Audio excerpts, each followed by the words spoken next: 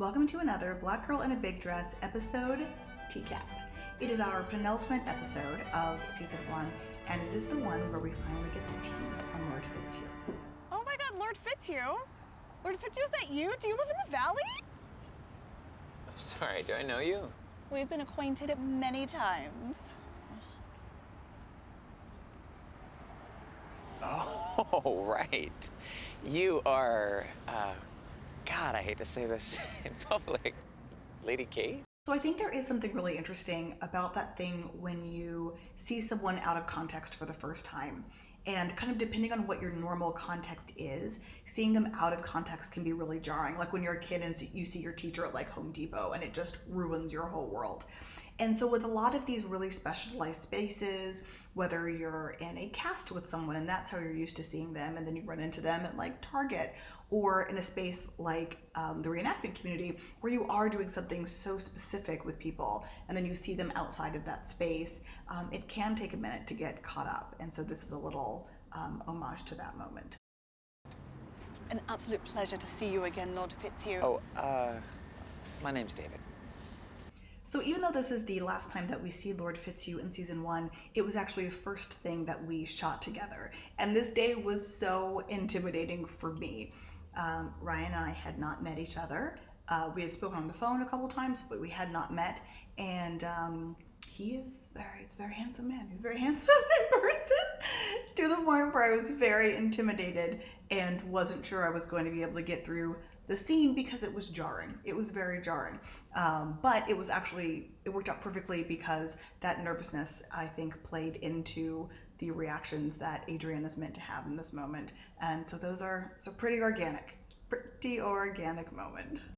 Of the North Hollywood Davids? Yeah. I actually don't do that anymore. Well, of course, it is the off-season and therefore... No, I mean, I actually don't do it at all. I hung up my morning coat, if you will.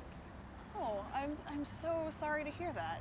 I'm not. I joined a soccer league, and shockingly, you meet way better chicks than you do playing dress-up.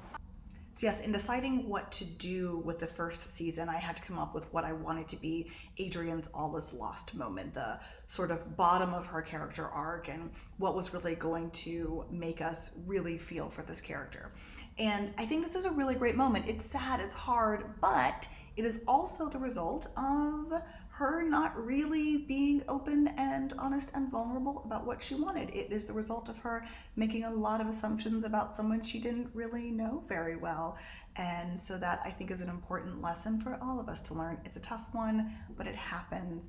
And that's kind of how I decided to put this moment into the season. And as difficult as it is, I think it worked out pretty well. I'm really happy with this episode. Oh, of course. Yeah. Yes, why consider getting to know a lady when you can so easily take a harlot? I was very aware, though, by the time that this episode was coming about, I could feel how difficult and how sad it was going to be for people because when we released this show the first time, we didn't know if it was going to hit or how people were going to respond to it. And by this point in the season, people were super invested and super into it, and they loved the Lord Fitzhugh and Lady Kate situation. And I remember hitting publish that morning and being like, oh no, are people going to forgive us? Are they going to be okay? So thank you for staying with us. We really appreciate it. And yeah, let us know what you thought the first time that you saw this, or tell us about a story like this that you have in common. We will all commiserate together, and maybe we'll come up with some cool stuff for seasons 3 and beyond. I was actually never really into it. I lost a bet, kinda, so. Well, you were very good at it, and you certainly fooled me. It's not really that hard. I mean, isn't it just a bunch of drunk, horny theater nerds? If you're not completely insane or totally insecure, it's kind of easy to do. I mean, I guess I never really thought about it quite like that before, but I mean, do you think everyone is that drunk? I mean, I know there's a lot of claret flowing, but the glasses are so small. Oh, are you still doing it? No. I do like this shift here of getting to see the difference between Adrian when she's in costume and in her element, being confident and strong and sassy and knowing exactly what to say, and then getting a glimpse at who she, like the rest of us, kind of are when we don't feel like we have our superhero cape on and we're kind of left with ourselves and we're trying to defend our soft, vulnerable underbellies. I really love seeing that juxtaposition here. It was really fun to play with. Oh, Oh, no. Ugh, theater nerds, right? No. What was your actual name, by the way? I'm Adrian, of the Calabasas Adrians. It's nice to meet you, Adrian.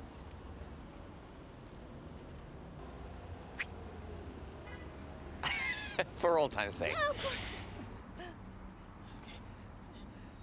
I'll see you later. Okay. Oh, hey, David, hey. Now that we have each other's names, and you've seen me without my bustle on heaven forfend, do you want to maybe just grab a drink? I have a girlfriend. To talk about soccer, because I am looking for something a little more grown up.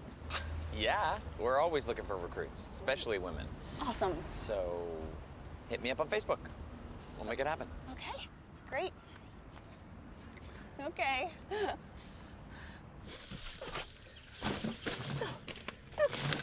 Okay. No, this is fine. Another fun fact about this beat is that our on-set sound mixer is actually on the floor of the back seat with the boom mic angled just so, and she has kept herself just completely out of sight. But yeah, there's another person in the car with me, just laying back there doing her job, which is cool. And it's fun to be, and no one else was in the car, everyone else was outside. So it's also fun to be doing that kind of acting while someone is just sitting there next to you being like, did we get the take? Did we get the take? This is fine. This is totally fine because I can call Black Sean and flirt with him, and maybe he was the one the whole time. Adrian's use of the phrase "the one" in this beat is definitely a nod to my favorite British sitcom of all time. It's called Peep Show, and if you haven't watched it, finish watching the Black Girl in a Big Dress first and then go check it out. I love it so much. It was on from about 2003 to about 2015. It's just an odd couple show about two roommates, Mark and Jeremy. Mark is the uptight serious one. Jez is the flaky musician one. And everything's shown through their POV. So you're always looking through their eyes at other people and you're hearing their inner dialogue. And I just think that they nail that crazy inner dialogue so well. It's super fun, it's absurd, it's fantastic. I have gone down many a Peep Show rabbit hole. There are multiple Peep Show podcasts that I listen to. I spent a lot of money on a signed Peep Show script last year. It was for charity, so everyone won in the end, but I love that show. And I like to think that you can kind of get a flavor of Peep Show throughout Black Girl in a Big Dress, but this moment in particular is a definite nod to just the best show that's ever been. Yeah, I got it. Hello? Hello?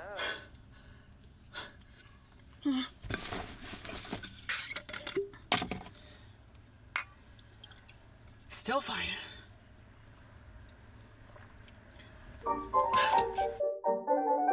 Thank you for watching another Black Girl in a Big Dress episode TCAP. We are in the home stretch. We're almost ready for the release of season 2, so please keep watching these, keep watching the new season. Tell your friends, leave us a like and a comment below and let us know what you think, and we will see you soon. Bye.